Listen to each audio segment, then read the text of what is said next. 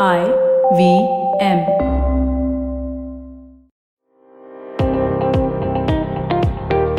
Welcome to All Things Policy, a daily podcast by the Takshashila Institution.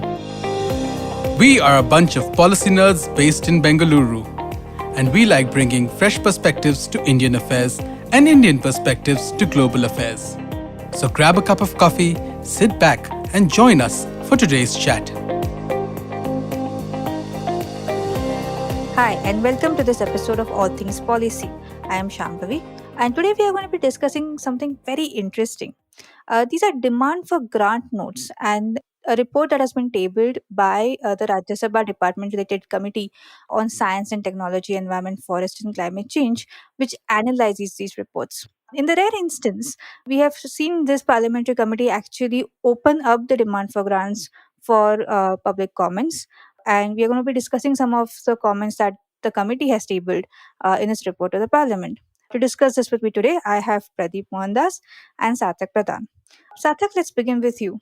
First of all, why is this exercise for ministries asking demands for grants and the parliamentary committee analyzing them and tabling this report? Why is this even of importance to people like us?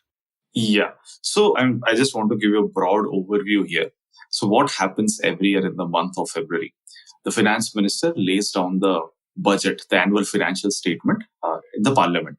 And this annual financial statement basically tells you about the intentions of the government, the priorities of the government. It tells you how much the government is willing to allocate to different ministries, different departments, different schemes. All these things are part of the annual financial statement, which we generally call as the budget. Now, once it has been laid in the parliament, after this, it needs to be scrutinized. Whatever the government is demanding, right, whatever the finance minister has estimated, whether all these things are justified or not. Now, who is going to analyze all these things? It is, again, the parliament which has to analyze. But again, consider the size of the parliament, right? All of them cannot be brought together to analyze each of these things. So what typically happens is you have different parliamentary standing committees for different ministries, for different departments. And they are going to analyze the demand of grants for that particular ministries and departments. So the kind of system of government that we have, that is basically being reflected here. We have a parliamentary system of government in which the parliament holds government accountable. So here what is happening? The government, the executive here is basically saying we need this much amount of money, but the parliament through different means is holding them accountable. They're questioning them. Why do you need this much amount of money? And again, in some cases, it might be justified. Some cases, it might not be justified. And it's not that they're just questioning them. They're also giving them some suggestions. They're also giving them some recommendations. They will analyze how things have been, how they have spent money on different heads, whether they have achieved the right kind of outcomes, whatever they had claimed last year, whether they're on the right path. All these things are part of that. Right. So it is one of the ways by which the parliament holds the executive accountable. And this entire exercise ensures this. And at the end of the day, we, the citizens, are getting benefited by this process because our own elected representatives are basically speaking about us. They are basically talking about all those things which directly impacts us. So this is the reason why we have this exercise. And once again, this demand for grants, after this exercise is there, then again in the parliament, the budget will be passed and accordingly the finances are released. So as a taxpayer, this is also a great way for me to figure out where my money is going to, right? What, as in not exactly my money, but what is the government planning to do, planning to spend on, what initiatives they're going to be starting in this year. So the demand for grants actually reflects that as well. Yes, it reflects that as well, right? Where is the money going to? Where is the and which kind of schemes, which kind of policies? All these things are part of it. So you get to know about that.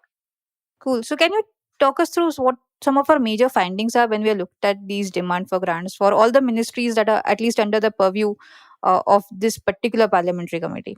Yeah, so under the purview of this particular parliamentary committee, you had the ministries of forest, environment, climate change. You had the Ministry of Earth Sciences, and again different departments of space, biotechnology, atomic energy. All these things were under the purview of this parliamentary standing committee. There were some 7 ministries and departments here. Now, first thing that we tried to do here was we tried to analyze how much are they spending on research and development. And again, it's not just about the quantum of money that they're spending on research and development. We also try to look at some of the accounting practices they have been following. Now, what we analyze is their R&D spending as proportion to the total budgetary spending has been on a decline, right? And again, how did we find out the R&D spending? This is also something which was kind of difficult for us to find out, because not many departments and ministries had clearly demarcated how much money they're spending on research and development. Some departments, for example, atomic energy, they have used specific heads. From that, we can understand, okay, this much money was being spent on R&D. But many other ministries, for example, environment, forest and climate change, they did not demarcate it.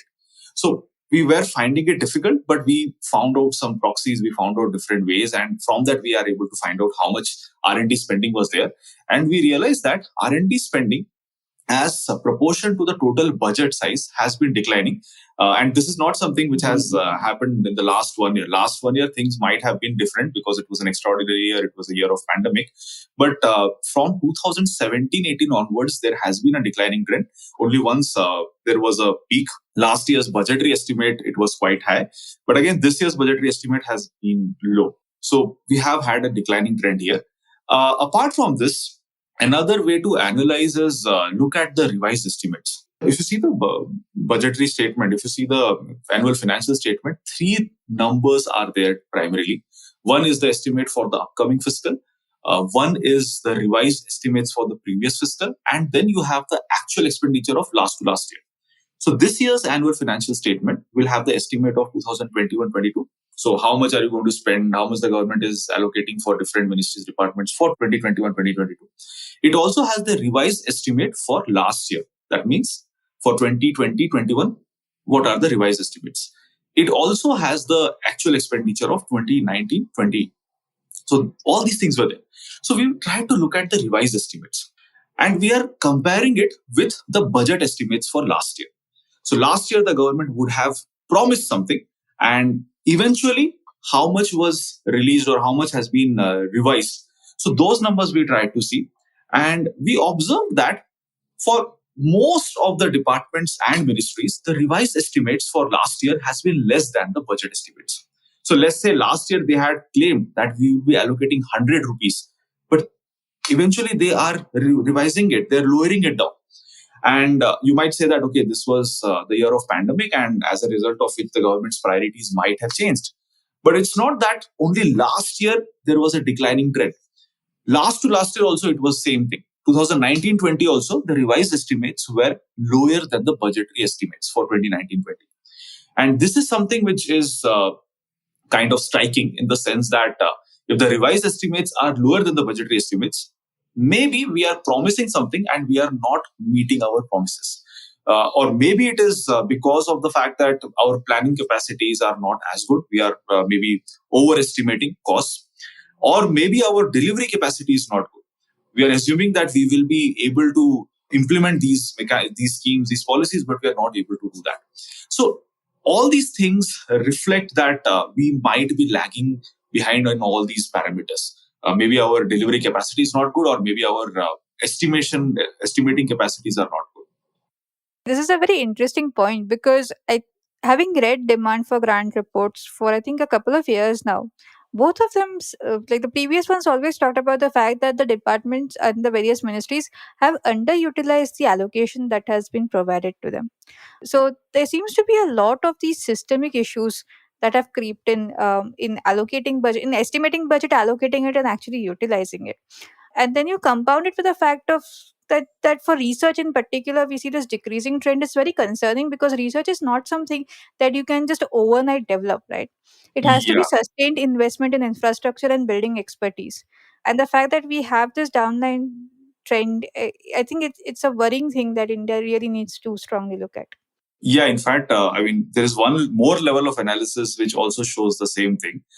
Just now I mentioned that we have compared budgetary estimates and revised estimates. Another way you can compare is compare the actual expenditure with the revised estimates, right?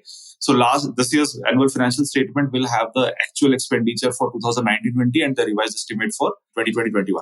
So we also try to compare these things, the actual expenditures with the revised estimates. And here also we find that for 5 out of 7 ministries and departments, the actual expenditures have been lower than the revised estimates. For Ministry of Earth Sciences, Ministry of Environment, Forest and Climate Change, again, it was almost around 5%. So actuals are lower than revised estimates, and the revised estimates are lower than the budgetary estimates. So again, all these things need to be analyzed. Why this is happening? Why we are not able to utilize our funds?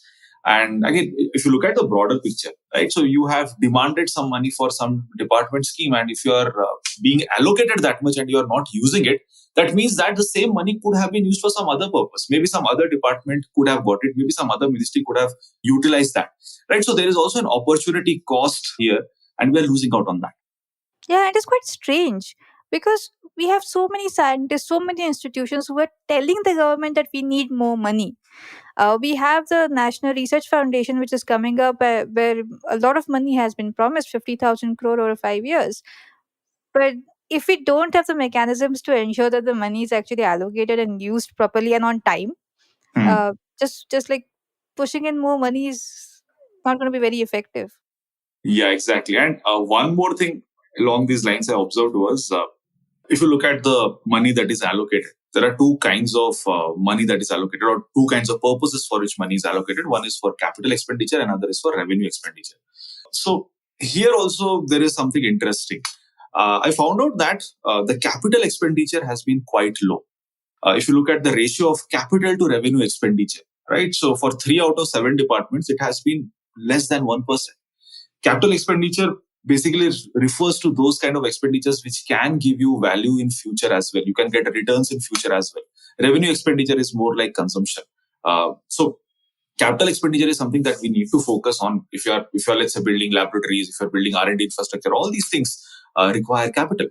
But that is something which is not happening as expected. And again, I'm not very sure whether that is not happening or whether this is not being accounted for. For example, Department of Biotechnology, if you look at their budget documents for the last 10 years, there is zero capital expenditure. Maybe this is an accounting issue. And if this is an accounting issue, this needs to be rectified. Because again, if you are analyzing things and if the data is not proper, it doesn't make sense. True. And I mean, it just, you can't analyze something which is zero. And particularly for the Department of Biotechnology, I think it is important because what the COVID-19 response experience has shown us is that we need to build capacity for diagnostic, for vaccine research, etc. We need more BSL 3 facilities, more BSL 4 facilities. And I think they talk about it. They talk about it in the outcome output matrix that they have put forward, that we are going to build these facilities, we are going to build these biotech parks. But they just don't seem to have accounted money in capital expenditure for it, and that is a problem.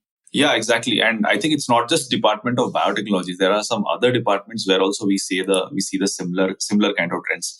For example, DSI are also minimal capital expenditure, almost tending to zero. So maybe we have to look at all these angles. Right. Let me just quickly jump to Pradeep now, who has been very quiet. Pradeep, do you want to talk about the recommendations in Department for Space and their budgetary allocation? Yeah, sure. So, as Sarthak said, the Department of Space also had reduced the expenditure. COVID had a lot of impact on what they did. It affected Sriharikota, so it affected the launch, and one of the major spectacle of space that we get to see as members of the public. But also they have been working even through the pandemic, and they just came through with the first launch of the year from Sriharikota.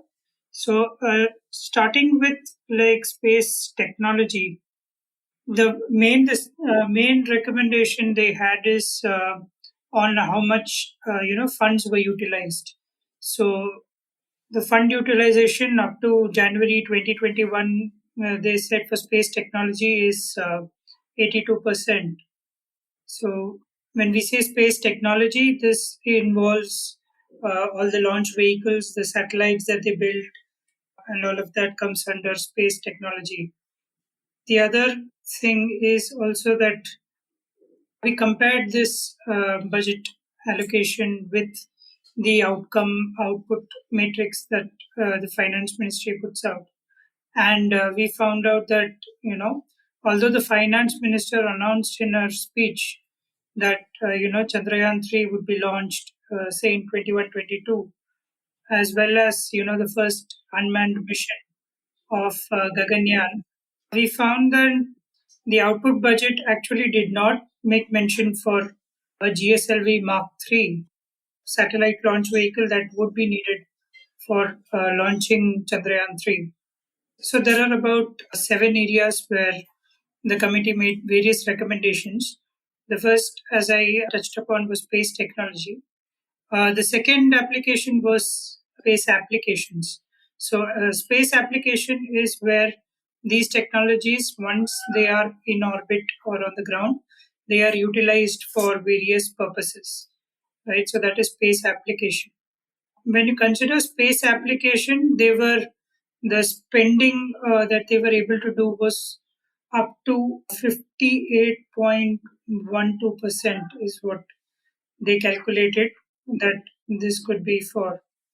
The committee actually asked, there was an event that happened in Uttarakhand. There was a flash flood that happened because of the glacial lake outburst floods.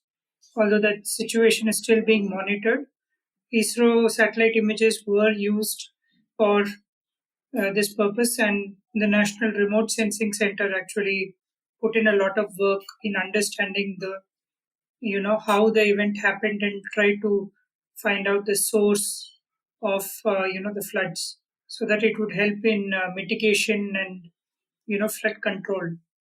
But the committee asked them to also work with the central government and look for mechanisms by which people could be warned ahead of time to prevent loss of life majorly. The other thing that they spoke about was that the department generated about 11 crore rupees in the previous financial year, the current financial year, that is 2021-22, by offering remote sensing services. But it's a situation that we see that we continue to have very few number of remote sensing satellites. So just for context, say where China has about 400 remote sensing satellites, India has about 100. And that fleet is also aging because we've not been able to replace many of the remote sensing satellites that are in orbit. And we have been forced to push satellites beyond their normal lifetime, mission lifetime. Then so the other section that they spoke about was under space sciences. So the allocation here was reduced, but that was probably because the utilization has been under 63%. So when you talk about space sciences, it talks about interplanetary missions like the Chandrayaan spacecraft and also the upcoming Chandrayaan 3, and then the Aditya spacecraft for studying the sun, as well as some of the research that the Department of Space supports at the university level. So under this, one of the suggestions that we made was for more funding to be given to the PRL, that's the Physical Research Lab, which is based in Ahmedabad. And I think the committee asked for better utilizations of the funds that have been allocated to DOS. The next one was under the INSAT satellite system. So these are the communication satellites that we launched. So these were initially called INSAT, which stands for Indian Satellite Systems. They were then named as GSAT. So that is the geostationary satellite system. And these are now being renamed as communication and meteorological satellites. So that's CMS. In this, what we find is the Department of Space continues to rely on Ariane 5. It's a European launch vehicle for launching certain satellites. Although we have GSLV Mark III, which has been commercialized, we are limited by the fact that the GSLV Mark III can only launch satellites which are below 4 tons. For satellites which weigh more than that, we are forced to depend on the Ariane 5. So the committee has suggested that because GSLV Mark III has come online, we have to push for more launches on that vehicle and clear all the backlogs backlog of satellites that are left to be launched. And we've also recommended that we launch more satellites so that it serves the need of the Indian armed forces, as well as some redundancy built into our communication system so that we don't have a single point of failure. Then the head comes under autonomous bodies. So the Department of Space runs many autonomous bodies. So the Physical Research Lab, which I mentioned earlier, there is also a semiconductor laboratory that it runs in Chandigarh, and there is also a National Atmospheric Research Lab. So some of these bodies are under Department of Space, but so they allocated budget under the Department of Space, but these are deemed as autonomous bodies, so they have their own sort of administration ecosystem. These bodies reported a utilization of 82% of allocated funds. The next section that they speak about is space ecosystem. So we know that in 2020, India opened up the space sector. So it did that by forming something called as the InSpace. So that comes out to Indian National Space Promotion and Authorization Center. So the main concerns that the committee has raised here are that how InSpace would support the current MSME sector, which supports ISRO as vendors, and they were also talking about how opening up the space sector would impact various things like, say, security issues that might come up, and the funding of some of these private entities, whether they are funded by Indian entities or entities abroad. And also, while the committee has appreciated the department's effort to open up the space sector, their concern was whether we were doing this too fast. There were also concerns about how this would help in decreasing the reliance of the space sector on technologies for which we are having to import some of the subsystems for satellites and launch vehicles. And they hoped that the Indian space sector growth doubles in the next 5 years. Cool. Thanks, Pradeep. Thanks for a really in-depth overview of what's happening with Department of Space. I guess overall, looking at the first the demand for grant, the outcome output matrix, which was very new to me. I did not know that existed, which is a framework that the government actually, all the departments actually put out with what their aims and ambitions are for this year.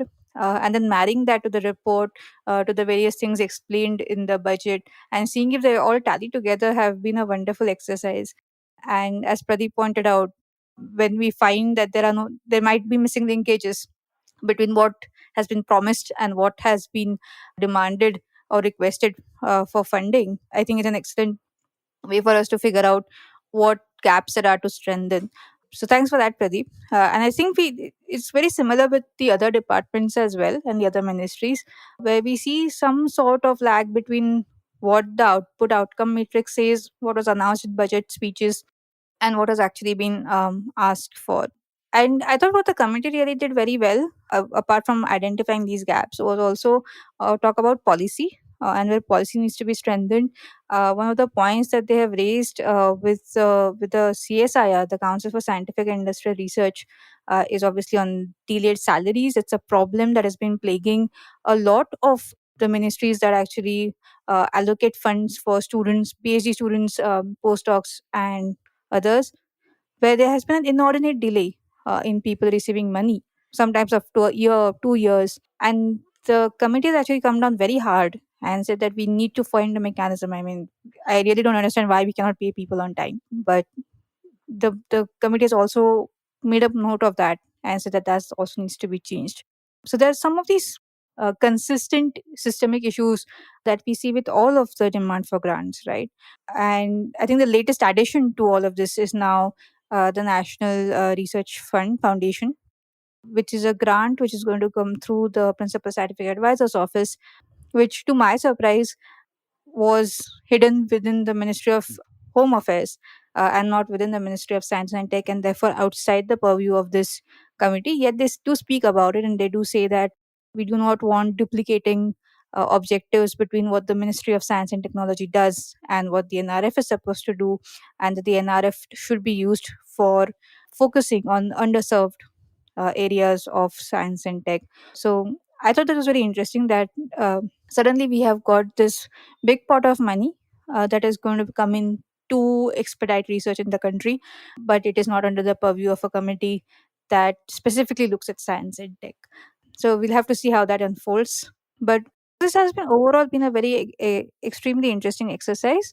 But as we began, this is a very rare instance for a parliamentary committee to be taking in public comments. And I think it's an excellent precedent. And I hope that the other committees will also follow suit, that there will be more comments being made on demands for grants, more public consultations being held, more public actually putting in their inputs on how our ministries and departments should be spending our money. Thank you very much, Sarthak and Pradeep, and thank you for listening All Things Policy. Thanks, Shambhavi. Thanks.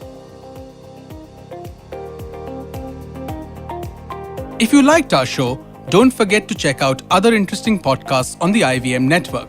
You can tune into them on the IVM Podcast app, ivmpodcast.com, or wherever you listen to your podcasts. You can also follow IVM on social media. The handle is @IVM Podcasts on Twitter, Facebook, and Instagram. And hey, if you'd like to dive into Taksha research on technology, strategy, and economic affairs, check us out at our Twitter handle @TakshashIlaINST or our website takshashila.org.in.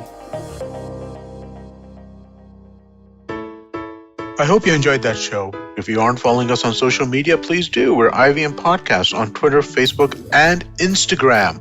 Would like to thank the sponsors on the network this week, CED. We really do appreciate your support. We have a new show on the network. It's called The Fighting Goat. And if you love fighting sports, tune in every Wednesday with hosts Arjun and Somesh. They also featured, by the way, on Cyrus Says this week, where the three fitness freaks bonded over their love for TV sports and sports in general. Tune in to This Round Is On Me, where Gauri celebrated her 25th anniversary with Kavita Rajwade, who is my co-founder at the IVM Podcast Network. They give us details about how this show was curated, and they talk about podcasts in general. On The Habit Coach, Ashton highlighted our addiction to screens, how we are glued to either a big laptop screen or a small mobile screen all day. He shared some tips on how to rectify this unhealthy lifestyle. On All Things Policy, Anirudh Kanisetti spoke to Pratik Vakre and Rohan Shet about the new internet guidelines that were issued by the Government of India recently and their impact on content creators and platforms. On the Filter Coffee podcast, Karthik invited Vivek Ram, who is a celebrated animation artist. They chatted about his stint with animation and starting his own studio called Vanar Sena, bringing to life stories from ancient India and his scriptures with animation as his vehicle. We had Dhanya Rajendran, the editor of the News Minute, on the Note with Maruk Inayat. It was a deep dive into the digital newsroom and the upkeep of truth in a fake news pandemic. And with that, we hope to see you again next week.